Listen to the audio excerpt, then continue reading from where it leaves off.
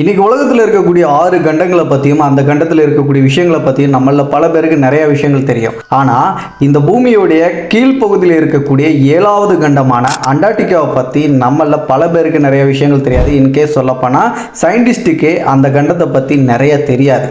அப்படி இருக்கக்கூடிய அந்த அண்டார்டிகாவை எப்போ கண்டுபிடிச்சாங்க, அந்த கண்டத்தில் இதுவரைக்கும் நடத்தப்பட்ட ஆராய்ச்சி மூலமாக என்னென்ன விஷயங்கள் கண்டுபிடிக்கப்பட்டுச்சு, இன்னைக்கு வரைக்கும் மனிதர்கள் ஏன் அங்கே குடியேறி வாழ ஆரம்பிக்கல அப்படிங்கிற பல கேள்விகளுக்கு இந்த வீடியோ கண்டிப்பாக உங்களுக்கு ஒரு நல்ல ஒரு விஷயமா அமையும்.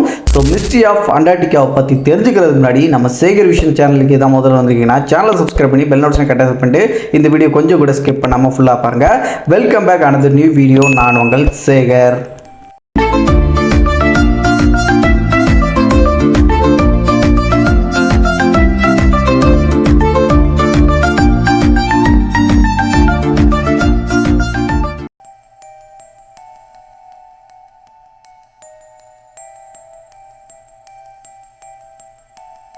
இன்றைக்கி நம்ம அண்டார்டிகா அப்படின்னு சொல்லப்படுற இந்த நிலப்பரப்பை பற்றின பேச்சு அப்படிங்கிறது வரலாற்றில் எப்போத்துலேருந்து ஆரம்பிச்சுது அப்படின்னு கேட்டால் அரிஸ்டாட்டில் காலகட்டத்திலேயே இந்த அண்டார்டிகா சம்மந்தமான பேச்சு அப்படிங்கிறது அடிபட ஆரம்பிச்சது.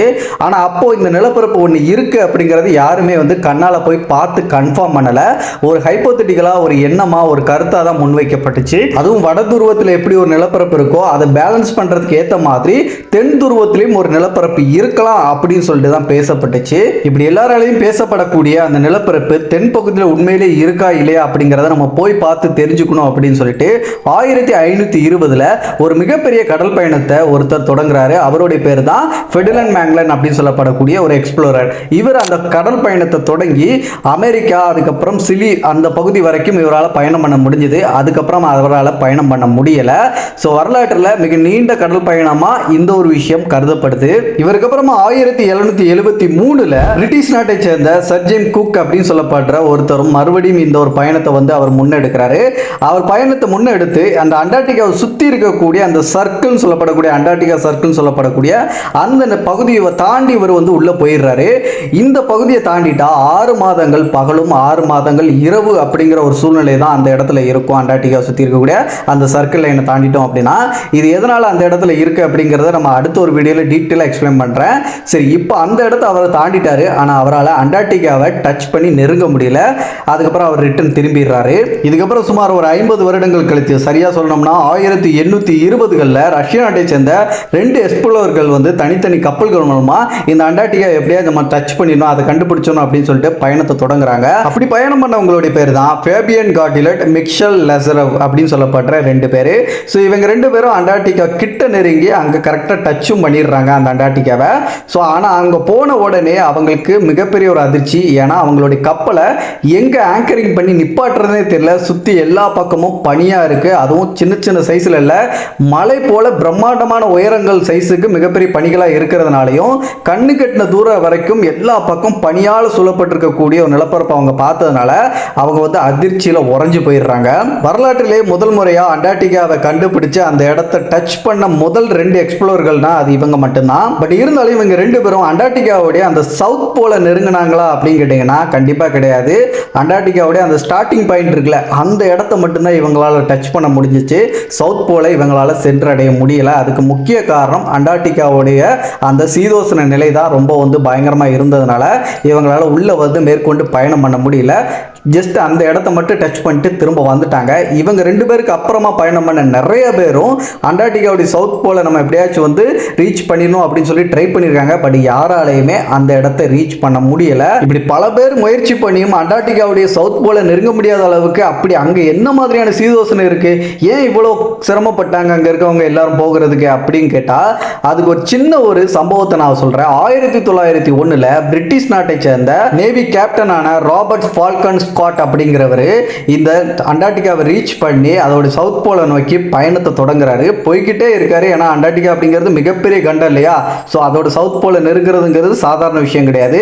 ஸோ ரொம்ப தூரம் டிராவல் பண்றாரு, ஒரு கட்டத்தில் அவராலே அந்த பயணத்தை கண்டினியூ பண்ண முடியாம திரும்ப ரிட்டர்ன் ஆகிறாரு. ரிட்டர்ன் ஆனதுக்கு அப்புறம் திரும்ப கொஞ்சம் வருஷங்களுக்கு அப்புறம் டெரா நோவா எக்ஸ்பெடிஷன் அப்படின்னு சொல்லப்படுற ஒரு டீமை கூட்டிக்கிட்டு 1911 மறுபடியும் அந்த பயணத்தை தொடங்குறாரு. ஸோ இந்த தடவையும் மிக நீண்ட தூரத்துக்கு அந்த பயணம் அப்படிங்கிறது கண்டினியூ ஆகி அவர் பயணம் பண்ணி போய்கிட்டு இருக்க போக போக நாட்கள் போய்கிட்டே இருக்கு. கடைசி சவுத் போலையும் ரீச் பண்ணிடுறாரு. ஆனால் ரீச் பண்ணதுக்கு அப்புறம் தான் அவருக்கு ஒரு மிகப்பெரிய ஷாக்கிங் அங்கே காத்துக்கிட்டு இருந்துச்சு. நார்வே நாட்டை சேர்ந்த ஒரு எக்ஸ்ப்ளோரர் வந்து அந்த சவுத் போலை கண்டுபிடிக்கணும்னு சொல்லிட்டு பயணத்தை இவங்களுக்கு முன்னாடி ஆரம்பிச்சு அந்த இடத்தை ரீச் பண்ணி செத்தும் போயிட்டாரு. ஆனால் செத்து போகிறதுக்கு முன்னாடி அங்கே அவர் நாட்டோடைய கொடியை, நார்வே நாட்டு கொடியை நட்டு வச்சிருக்கிறாரு. அதை இவங்க போய் பார்க்கும் போது அவங்களுக்கு ஒரு மிகப்பெரிய ஷாக்கிங்காக இருந்துச்சு. என்னடா நம்ம தான் முதல் தடவை அந்த சவுத் போலை கண்டுபிடிச்சு ரீச் பண்ணி பெரிய சாதனை படைக்கலாம் பார்த்தா இதுக்கு முன்னாடியே இன்னொரு ஆள் வந்திருக்காரு அப்படின்னு சொல்லிட்டு ஷாக் ஆகி ஸோ கொஞ்சம் மன கஷ்டத்தோட வருத்தத்தோட திரும்ப பயணத்தை முடிச்சு ரிட்டர்ன் திரும்பி போகலாம் அப்படின்னு சொல்லிட்டு பயணத்தை கண்டினியூ பண்றாங்க. ஆல்ரெடி இவங்க ரொம்ப தூரம் பயணம் பண்ணி வந்துட்டாங்க. அதுக்கேற்ற மாதிரி சாப்பாடு தான் பிளான் பண்ணி எடுத்துட்டு வந்திருந்தாங்க இல்லையா. இப்போ திரும்பி ரிட்டர்ன் போகணும்னாலும் அதுக்கேற்ற மாதிரி டைம் அப்படிங்கிறது ஆகும். ரொம்ப தூரம் டிராவல் பண்ணி வந்திருக்கோம் அப்படிங்கும் போது ஸோ அப்படியே போய்கிட்டே இருக்கல அவங்களோட உடல்நிலையும் அங்கே இருக்கக்கூடிய சூழ்நிலையினால ரொம்ப பாதிப்புக்குள்ளாகுது. அதிகப்படியான குளிர்னால அவங்களோட உடலில் இருக்கக்கூடிய தோள்களில் இருக்கக்கூடிய நிறங்கள் எல்லாமே கருப்பு நிறத்தில் மாற ஆரம்பிக்குது. கையில் இருக்கக்கூடிய விரல்களாக இருக்கட்டும், கால்களாக இருக்கட்டும், இது எல்லாமே சாப்பாடு தீந்து போகுது. இருந்தாலும் அவங்க கூட வந்த டீம் மெம்பர்ஸ் எல்லாருக்கும் சாப்பாடு வேணும் அப்படிங்கிறதுக்காக அவங்க கூட அழைச்சிட்டு போன அந்த பனியில் டிராவல் பண்ணக்கூடிய நாய்கள்லாம் பார்த்துருப்பீங்களா, அந்த நாய்களே கூட கூட்டிகிட்டு போயிருந்தாங்க. இப்போ அவங்களுக்கு சாப்பாடு இல்லை அப்படிங்கிற ஒரு காரணத்துக்காக அவங்க கூட கூட்டிகிட்டு போனால் அந்த நாயையே கொன்று சாப்பிட ஆரம்பிச்சிட்டாங்க. அப்படியே சாப்பிட்டு டிராவல் பண்ணி போய்கிட்டு இருக்காங்க. அப்படி போக போக ரொம்ப டிராவல் ஆக ஆக அவங்களோட உடல்நிலை ரொம்ப பாதிப்புக்குள்ளாகி கடைசியில் அவங்க திரும்பி வராமையே போயிட்டாங்க. இந்த மாதிரி உயிரை கொல்லக்கூடிய அளவுக்கு அண்டார்டிகாவுடைய தன்மை இருக்கிறதுனால தான் எப்படி வெப்பமாக இருக்கக்கூடிய பாலைவன பகுதிகளை நம்ம வந்து கருதுறோமோ அதே மாதிரி இந்த பக்கம் அண்டார்டிகாவும் அதிக குளிரோடு இருக்கக்கூடிய ஒரு ஐட் டெசர்ட் அப்படின்னு சொல்லிட்டு நம்ம கன்சிடர் பண்ணுறோம். ஸோ அவ்வளோ கொடுமையாக இருக்கும். அங்கேயும் உயிர்கள் போகும். இங்கே வெப்பத்தினால போகுதுன்னா இங்கே குளிர்னாலேயே உயிர்கள் வந்து பறி போகிறதுக்கு வாய்ப்பு இருக்கு. இதை பற்றி இன்னும் கொஞ்சம் தெளிவாக எக்ஸ்பிளைன் பண்ணணும் அப்படின்னா நம்மள பல பேர் நினைச்சிட்டு இருக்கிறது இந்த ஆர்டிகா இருக்கட்டும் அண்டார்டிகா இருக்கட்டும் இது ரெண்டுமே ஒரே மாதிரியான இடங்கள் தான், என்விரான்மெண்ட் கூட சேமா தான் இருக்கும் அப்படின்னு சொல்லிட்டு நினைச்சிட்டு இருக்கோம். ஆனால் உண்மையிலே ஆர்டிக் வேற மாதிரி இருக்கும், அண்டார்டிக் அப்படிங்கிறது வேற மாதிரி இருக்கும். இப்போ தெளிவாக சொல்லணும்னா இப்போ அண்டார்டிகாவுடைய அந்த சராசரியான டெம்பரேச்சர் அப்படிங்கிறது -90 டிகிரி அப்படிங்கிற அளவில் இருக்கு. அதுவே அந்த பக்கம் ஆர்டிகோடைய விண்டர்ஸ் டைம்ல இருக்கக்கூடிய அந்த சராசரி டெம்பரேச்சர் அப்படிங்கிறது -50 டிகிரி.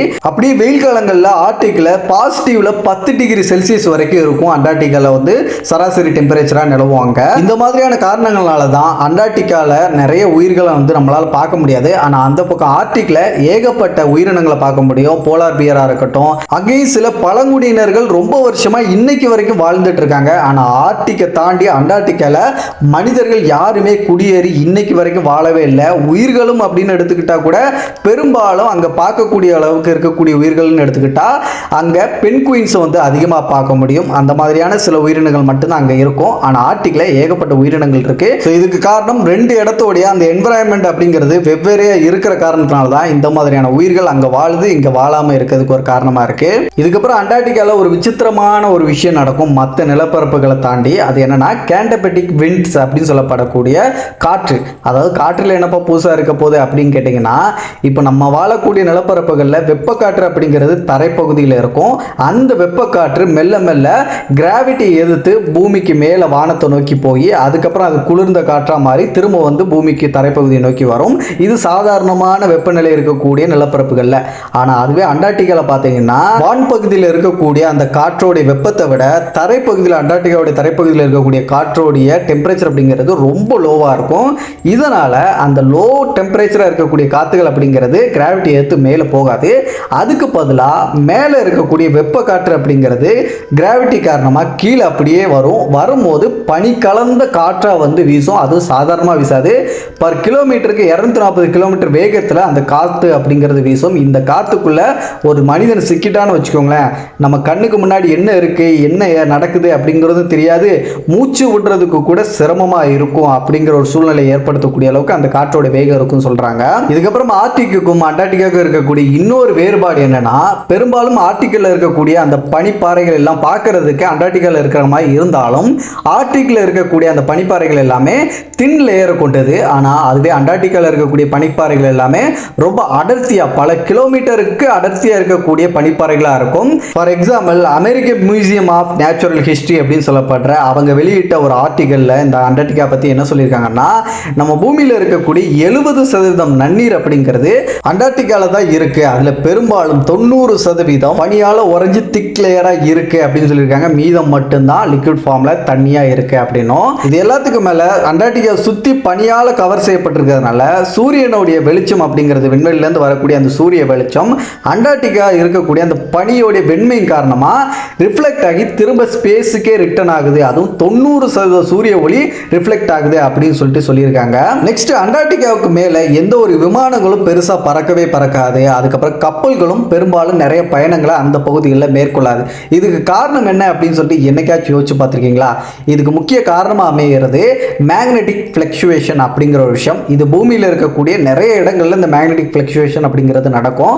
ஆனால் அண்டார்டிகா நம்ம சவுத் போலில் இருக்கிறதுனால அந்த இடத்துல அதிகமான மேக்னெட்டிக் ஃப்ளக்சுவேஷன் அப்படிங்கிறது நடக்கும். இந்த சமயத்தில் அங்கே வந்து அந்த மேக்னெட்டிக் ஃப்ளக்சுவேஷன் இருக்கும்போது நம்ம கொண்டு போகக்கூடிய காம்பஸாக இருக்கட்டும், இல்லைனா ஜிபிஎஸ் கருவிகளாக இருக்கட்டும், இது எல்லாமே சரியாக வேலை செய்கிறதுக்கான வாய்ப்புகள் அப்படிங்கிறது ரொம்பவே கம்மி.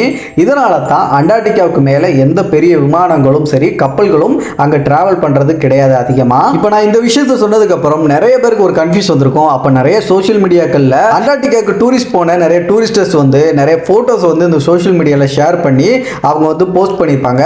அப்போ அந்த ஃபோட்டோஸ்லாம் நான் நிறைய பார்த்துருக்கேன். அந்த ஃபோட்டோஸில் இருக்கக்கூடிய இடம் அப்படிங்கிறது அண்டார்டிகா இல்லாட்டி ஆர்டிகா அப்படிங்கிற ஒரு கன்ஃபியூஸ் இப்போ உங்களுக்கு வந்திருக்கலாம். ஆக்சுவலாக நம்ம இப்போ நிறைய ஜிபிஎஸ் கருவிகளில் நிறைய அட்வான்ஸான ஜிபிஎஸ் எல்லாம் நம்ம யூஸ் பண்ண ஆரம்பித்தோம். சேட்டலைட்ஸ்லாம் வந்ததுனால அந்த காரணத்தினால சில மாதங்களுக்கு மட்டும் இந்த அண்டார்டிகாவுக்கு டூரிசம் அப்படிங்கிற விஷயத்தை வந்து சில நாடுகள் வந்து கையில் எடுத்து பண்ணிட்டு இருக்காங்க.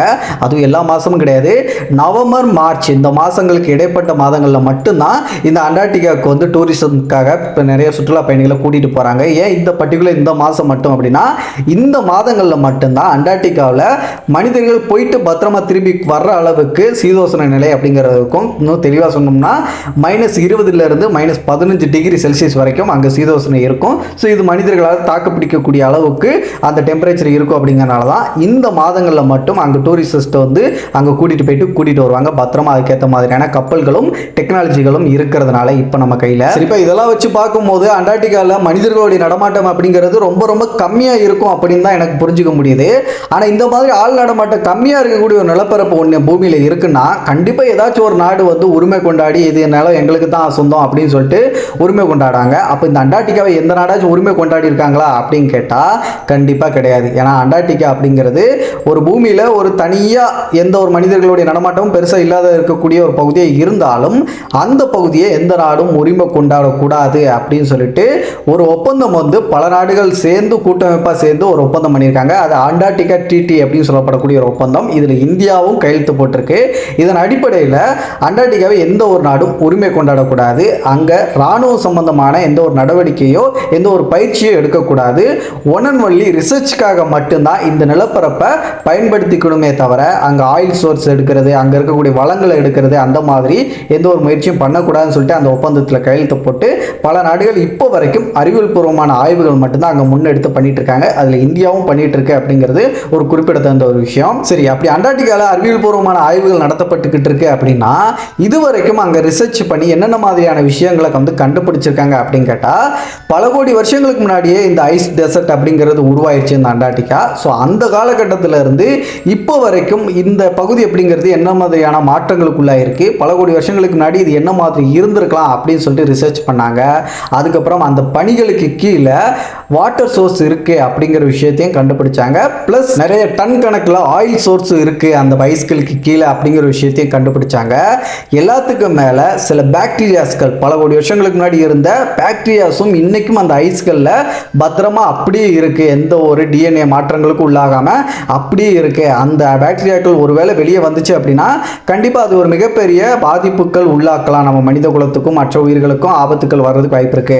ஆனால் அந்த பாக்டீரியாக்கள் இன்னும் அங்கே பாதுகாக்கக்கூடிய நிலைமையில அங்கே இருக்கு அப்படின்னு சொல்றாங்க. இது அண்டார்டிகா சம்பந்தமா ஒரு இமேஜ் வந்து ரொம்ப வந்து பேசப்பட்ட ஒரு விஷயமா மாறிச்சு. பிளட் ரிவர் இன் அண்டார்டிகா அப்படின்னு சொல்லப்படக்கூடிய இந்த இமேஜ் தான். இந்த இமேஜ் நல்லா பார்த்தீங்கன்னா ஏதோ ஐஸில் ரத்தம் கசிஞ்சு அப்படியே ஓடிட்டு இருக்க மாதிரி இருக்கும். ஆனால் ஆக்சுவலாக அது ரத்தம் கிடையாது. ரிசர்ச்சர்ஸ் ஆரம்பத்தில் இது என்னடா அப்படின்னு சொல்லிட்டு அவங்க குழம்பி அவங்க ரிசர்ச் பண்ணி பார்க்கும்போது இந்த ஐஸ்களுக்கு கீழே இருக்கக்கூடிய அந்த ஃப்ரெஷ் வாட்டரில் ஏகப்பட்ட அயன் கண்டென்ட் இருக்குது அப்படிங்கிற விஷயத்தை கண்டுபிடிச்சாங்க.